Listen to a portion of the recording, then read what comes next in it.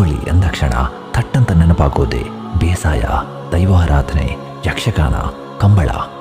ಇದರಲ್ಲಿ ಕಂಬಳ ಎಂಬುದು ಕರಾವಳಿ ಭಾಗದ ಅತ್ಯಂತ ಪುರಾತನ ಗ್ರಾಮೀಣ ಕ್ರೀಡೆ ಅನ್ನೋದು ಹಲವರಿಗೆ ತಿಳಿದಿರುವ ವಿಚಾರ. ಹಾಗಾದರೆ ಕಂಬಳ ಅನ್ನೋ ಕ್ರೀಡೆ ಹೇಗೆ ಹಾಗೂ ಏಕೆ ಹುಟ್ಟಿಕೊಳ್ತು? ಕಂಬಳಕ್ಕೂ ತುಳುನಾಡಿನ ಜನತೆಗೂ ಇರುವ ಆ ಅವಿನಾಭಾವ ಸಂಬಂಧ ಏನು? ಈ ಎಲ್ಲದರ ಬಗ್ಗೆ ಈ ವಿಡಿಯೋದಲ್ಲಿ ತಿಳಿದುಕೊಳ್ಳೋಣ. ತುಳುನಾಡಿನ ಜನತೆ ಕೃಷಿಯನ್ನೇ ನಂಬಿ ಬದುಕುತ್ತಿದ್ದ ಜನ. ಈಗಲೂ ಸಹ ಇಲ್ಲಿನ ಬಹುತೇಕರ ಮನೆಯ ಮೂಲ ಆದಾಯವೇ ಕೃಷಿ. ಅಂದು ಕೃಷಿ ಚಟುವಟಿಕೆಗಳಿಗೆ ಬಳಸುತ್ತಿದ್ದ ಕೋಣಗಳಿಗೆ ಹಾಗೂ ಬೇಸಾಯದಲ್ಲಿ ಭಾಗಿಯಾಗುತ್ತಿದ್ದ ರೈತರಿಗೆ ಮನರಂಜನೆಯಾಗಬೇಕು ಎಂಬ ಕಾರಣಕ್ಕೆ ಹುಟ್ಟಿಕೊಂಡ ಕ್ರೀಡೆಯೇ ಕಂಬಳ. ತುಳು ಭಾಷೆಯ ಕಂಬುಲ ಎಂಬ ಪದವು ಕಂಬಳವಾಗಿ ಬದಲಾಗಿದೆ. ಕಂಬುಲ ಎಂದರೆ ಕೆಸರುಗದ್ದೆ ಎಂದು ಅರ್ಥ. ಕಂಪ ಮತ್ತು ಹೊಲ ಸೇರಿ ಕಂಬುಲ ಎಂಬ ಹೆಸರನ್ನು ಪಡೆದುಕೊಂಡಿತು ಎಂದು ಹೇಳಲಾಗುತ್ತದೆ. ತಗ್ಗು ಪ್ರದೇಶದಲ್ಲಿರುವ ಗದ್ದೆಗೆ ಕಂಪದ ಕಂಡ ಎಂದು ತುಳುವಿನಲ್ಲಿ ಕರೆಯುತ್ತಾರೆ. ಕಂಬಳವನ್ನು ಕೆಸರುಗದ್ದೆಯಲ್ಲಿ ಆಡಿಸೋದ್ರಿಂದ ಈ ಕಾರಣಕ್ಕೂ ಕಂಬಳ ಎಂಬ ಹೆಸರು ಬಂದಿರಬಹುದು ಎಂದು ಹೇಳುವವರಿದ್ದಾರೆ. ಕಂಬಳಕ್ಕೆ ಏನಿಲ್ಲವೆಂದರೂ 900 ವರ್ಷಗಳ ಇತಿಹಾಸವಿದೆ ಎಂದು ಹೇಳಲಾಗುತ್ತದೆ. ಇದಕ್ಕೆ ಪುರಾವೆ ಎಂಬಂತೆ ಕ್ರಿಸ್ತಶಕ 1421ರಲ್ಲಿ ಬರೆಯಲಾಗಿದ್ದ ಬಾರಕೂರು ಶಾಸನದಲ್ಲಿ ದೇವರು ಸಾವಂತನ ಕಂಬಳಗದ್ದೆಯ ಮೇಲೆ ಎಂದು ಬರೆಯಲಾಗಿದೆ. ಕ್ರಿಸ್ತಶಕ 1482ರ ಕೊಲ್ಲೂರು ಶಾಸನ ಹಾಗೂ ಕ್ರಿಸ್ತಶಕ 1676ರ ಸುಬ್ರಹ್ಮಣ್ಯ ಕಲ್ಲುಮಾಣೆ ಶಂಕರದೇವಿ ಬಳ್ಳಾಳ್ತಿ ಶಾಸನದಲ್ಲಿಯೂ ಕಂಬಳದ ಬಗ್ಗೆ ಉಲ್ಲೇಖವಿದೆ. ಅವಿಭಾಜ್ಯ ದಕ್ಷಿಣ ಕನ್ನಡ ಜಿಲ್ಲೆಯಲ್ಲಿ ದೀಪಾವಳಿ ಹಬ್ಬದ ಬಳಿಕ ಕಂಬಳ ಕ್ರೀಡೆಯ ಚಟುವಟಿಕೆಗಳು ಆರಂಭಗೊಳ್ಳುತ್ತದೆ. ಅಂದರೆ ಸಾಮಾನ್ಯವಾಗಿ ನವೆಂಬರ್ ಹಾಗೂ ಡಿಸೆಂಬರ್ ತಿಂಗಳಿನಲ್ಲಿ ಕರಾವಳಿಯ ಉಡುಪಿ, ದಕ್ಷಿಣ ಕನ್ನಡ ಭಾಗದಲ್ಲಿ ಕಂಬಳ ನಡೆಯುತ್ತದೆ. ಇದೇ ಸಮಯದಲ್ಲಿ ಕಂಬಳ ಕ್ರೀಡೆ ಆಯೋಜನೆಗೊಳ್ಳುವುದಕ್ಕೂ ಕಾರಣ ಕೂಡ ಇದೆ.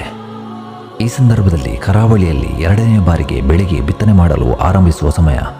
ಈ ಸಮಯದಲ್ಲಿ ಹದ ಮಾಡಿದ ಕೆಸರುಗದ್ದೆಯಲ್ಲಿ ಕಂಬಳ ಓಟ ನಡೆಯುತ್ತದೆ. ಕಂಬಳದ ಆರಂಭಕ್ಕೂ ಮುನ್ನ ವಿವಿಧ ಧಾರ್ಮಿಕ ಕಾರ್ಯಕ್ರಮಗಳನ್ನು ಮಾಡುವುದು ಕಡ್ಡಾಯ. ಊರಿನ ಯಜಮಾನನಿಗೆ ಆಹ್ವಾನ, ದೈವಗಳ ಪೂಜೆ, ಓಟದ ಕೋಣಗಳ ಮೆರವಣಿಗೆ, ಹೀಗೆ ನಾನಾ ಆಚರಣೆಗಳನ್ನು ಮಾಡಬೇಕಾಗುತ್ತದೆ. ಕಂಬಳ ಗದ್ದೆಯ ಉದ್ದ ಸುಮಾರು 100ರಿಂದ 200 ಮೀಟರ್ ಇರುತ್ತದೆ. ಗದ್ದೆಯ ಮಣ್ಣಿನ ಜೊತೆಗೆ ಮರಳು ಹಾಗೂ ನೀರು ಸೇರಿಸಿ ಕೆಸರುಗದ್ದೆಯನ್ನು ಸಿದ್ಧ ಮಾಡಲಾಗುತ್ತದೆ. ಕಂಬಳ ಓಡುವ ಕಣವು ನೆಲಮಟ್ಟಕ್ಕಿಂತ ಕೆಲವು ಅಡಿಗಳಷ್ಟು ಆಳದಲ್ಲಿರುತ್ತದೆ. ಕಣದ ಒಳಗಡೆ ಕೋಣಗಳನ್ನು ಇಳಿಸಲು ಕಣದ ಒಂದು ಬದಿಯನ್ನು ಇಳಿಜಾರಾಗಿ ಮಾಡಿರುತ್ತಾರೆ. ಇದು ಕಂಬಳದಲ್ಲಿ ಕೋಣಗಳನ್ನು ಬಿಡುವ ಆರಂಭಿಕ ಸ್ಥಳ. ಇದಕ್ಕೆ ಗಂತ್ ಎಂದು ಕರೆಯುತ್ತಾರೆ. ಕಂಬಳದಲ್ಲಿ ಕೋಣಗಳು ಓಡುವ ಕಣದ ಮುಕ್ತಾಯದ ಕೊನೆಯಲ್ಲಿ ಏರಿಯೊಂದನ್ನು ಮಾಡಲಾಗಿರುತ್ತದೆ. ಈ ಏರಿಗೆ ಮಂಜೊಟ್ಟಿ ಎಂದು ಕರೆಯಲಾಗುತ್ತದೆ. ಕಣದಲ್ಲಿ ವೇಗವಾಗಿ ಓಡಿಬಂದ ಕೋಣಗಳು ಈ ಏರಿಯನ್ನೇರಿ ತಮ್ಮ ವೇಗವನ್ನು ಕಳೆದುಕೊಂಡು ನಿಲ್ಲುತ್ತದೆ. ಇನ್ನು ಕಂಬಳ ಕಣದ 2 ಕೊನೆಗಳಲ್ಲಿ ಮಾವಿನ ತೋರಣವನ್ನು ನಿರ್ಮಿಸಲಾಗಿರುತ್ತದೆ. ಇವುಗಳು ಒಂದು ಪ್ರಾರಂಭದ ಗೆರೆ ಹಾಗೂ ಮುಕ್ತಾಯದ ಗೆರೆಯನ್ನು ಸೂಚಿಸುತ್ತದೆ. ಈ ಕಂಬಳ ಯಾವ ಕ್ರೀಡೆಯ ಕ್ರೇಜ್ಗೂ ಏನೂ ಕಡಿಮೆ ಇಲ್ಲ.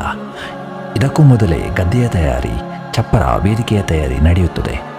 ನಿಗದಿಪಡಿಸಿದ ದಿನದಂದು ಕಂಬಳಕ್ಕೆ ವಿದ್ಯುಕ್ತ ಚಾಲನೆ ನೀಡಲಾಗುತ್ತದೆ. ಸಾಕಷ್ಟು ಮಂದಿ ತಮ್ಮ ಕೋಣಗಳ ಜೊತೆ ಸ್ಪರ್ಧೆಗಿಳಿಯಲು ಸಿದ್ಧರಾಗಿರುತ್ತಾರೆ. ಎಲ್ಲ ಕ್ರೀಡೆಗಳಂತೆಯೂ ಇಲ್ಲೂ ಫೈನಲ್, ಸೆಮಿಫೈನಲ್ ಹಂತಗಳಿರುತ್ತದೆ. ಕಂಬಳ ವೀಕ್ಷಿಸಲು ನಾನಾ ಪ್ರದೇಶದಿಂದ ಸಾವಿರಾರು ಜನ ಸೇರುತ್ತಾರೆ. ಕಂಬಳದಲ್ಲಿ ಒಂಟಿಗದ್ದೆಯ ಕಂಬಳ ಹಾಗೂ ಜೋಡಿಗದ್ದೆಯ ಕಂಬಳ ಎಂಬ 2 ಬಗೆಗಳಿವೆ. ಒಂಟಿಗದ್ದೆಯ ಕಂಬಳದಲ್ಲಿ ಮೋಡಣ ದಿಕ್ಕು ಹಾಗೂ ಪಡುವಣ ದಿಕ್ಕು ಎಂದು 2 ಕಣಗಳಿದ್ದು ಒಂದೊಂದು ಕಣದಲ್ಲಿ ಒಂದೊಂದು ಜೋಡಿ ಕೋಣಗಳನ್ನು ಓಡಿಸಲಾಗುತ್ತದೆ. ಇಲ್ಲಿ ಸಮಯದ ಆಧಾರದ ಮೇಲೆ ಗೆಲುವನ್ನು ನಿರ್ಧರಿಸಲಾಗುತ್ತದೆ. ಇನ್ನು ಜೋಡಿಗದ್ದೆ ಕಂಬಳದಲ್ಲಿ ಮೂಡಣ ದಿಕ್ಕು ಹಾಗೂ ಪಡುವಣ ದಿಕ್ಕು ಎಂಬ ಕಣಗಳು ಅಕ್ಕಪಕ್ಕದಲ್ಲಿರುತ್ತದೆ. ಈ 2 ಕಣಗಳಲ್ಲಿ ಒಟ್ಟಿಗೆ 2 ಜೋಡಿ ಕೋಣಗಳನ್ನು ಓಡಿಸಿ ಗೆಲುವನ್ನು ನಿರ್ಧರಿಸಲಾಗುತ್ತದೆ. ಕಂಬಳ ಕ್ರೀಡೆಯಲ್ಲಿ ಅನೇಕ ವಿಭಾಗಗಳೂ ಇದೆ.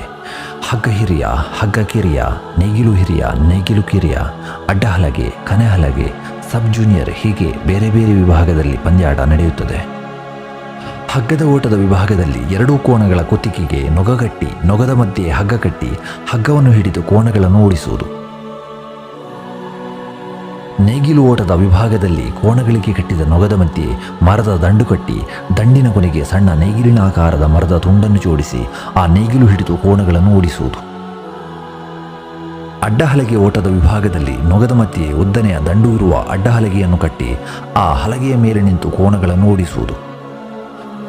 ಕನೆಹಲಗೆ ಓಟದ ವಿಭಾಗದಲ್ಲಿ ನೊಗದ ಮಧ್ಯೆ ಉದ್ದನೆಯ ದಂಡಿಗೆ ದಪ್ಪನೆಯ ಮರದ ತುಂಡಿನಿಂದ ಮಾಡಿದ ಕನೆಹಲಗೆಯನ್ನು ಕಟ್ಟಿ ಅದರ ಮೇಲೆ ಒಂದು ಕಾಲನ್ನಿಟ್ಟು ಕೋಣಗಳನ್ನು ಓಡಿಸುವುದು.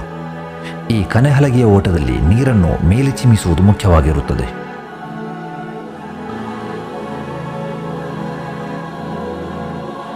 ಇದರ ಜೊತೆಗೆ ಕಂಬಳದಲ್ಲಿ ಅತಿ ವೇಗವಾಗಿ ಗುರಿಯನ್ನು ತಲುಪಿದ ಕೋಣಗಳಿಗೆ ಪ್ರಥಮ ಹಾಗೂ ದ್ವಿತೀಯ ಪ್ರಶಸ್ತಿಗಳು ಇರುತ್ತದೆ. ಕಂಬಳದಲ್ಲಿ ಓಡುವ ಕೋಣಗಳನ್ನು ಸಾಕುವುದು ಸಾಮಾನ್ಯ ವಿಷಯವಲ್ಲ. ಒಳ್ಳೆಯ ಜಾತಿಯ ಕೋಣಗಳನ್ನು ಕೊಂಡು ಅವುಗಳಿಗೆ ಉತ್ತಮ ಆರೈಕೆ ಮಾಡುವುದರ ಜೊತೆಗೆ ಕಣದಲ್ಲಿ ಕಂಬಳ ಓಡುವುದನ್ನು ಸಿದ್ಧ ಮಾಡಬೇಕಾಗುತ್ತದೆ. ಕಂಬಳ ಕ್ರೀಡೆಯಿಂದ ಪ್ರಾಣಿ ಹಿಂಸೆಯಾಗುತ್ತೆ ಅಂತ ವಾದಿಸುವವರು ಇದ್ದಾರೆ. ಆದರೆ ಈ ಕೋಣಗಳಿಗೆ ಸಿಗುವ ರಾಜಮರ್ಯಾದೆ ಇನ್ಯಾರಿಗೂ ಸಿಗಲಿಕ್ಕಿಲ್ಲ. ಇವುಗಳು ಕೇವಲ ಕಂಬಳಕ್ಕೆ ಮಾತ್ರ ಬಳಕೆ ಮಾಡುವ ಕೋಣಗಳು. ಅಶುದ್ಧದಲ್ಲಿ ಇರುವವರು ಈ ಕೋಣಗಳನ್ನು ಮುಟ್ಟುವುದು ಸಹ ನಿಷಿದ್ಧ. ಎಸಿ ಕೊಟ್ಟಿಗೆಗಳಲ್ಲಿ ಇವುಗಳ ಪಾಲನೆ ಪೋಷಣೆ ನಡೆಯುತ್ತದೆ. ಕೋಣಗಳ ಒಡೆಯನಿಗೆ ಏನಿಲ್ಲವೆಂದರೂ ವರ್ಷಕ್ಕೆ 3 ಲಕ್ಷ ರೂಪಾಯಿ ಕೋಣಗಳ ನಿರ್ವಹಣೆಗೆ ಬೇಕಾಗುತ್ತದೆ. ಕಂಬಳದ ಕೋಣಗಳಿಗೆ ಪ್ರತಿನಿತ್ಯ ಎಣ್ಣೆ ಸ್ನಾನ ಆಗಬೇಕು. ಮೈತಂಪು ಮಾಡಲು ಕುಂಬಳಕಾಯಿ ಕೊಡಬೇಕು. ಇವುಗಳಿಗೆ ನಿತ್ಯ ಬೈಹುಲ್ಲಿನ ಮೇವನ್ನೇ ನೀಡಬೇಕು. ಈ ರೀತಿಯ ಅನೇಕ ನಿಯಮಗಳು ಇರುತ್ತದೆ.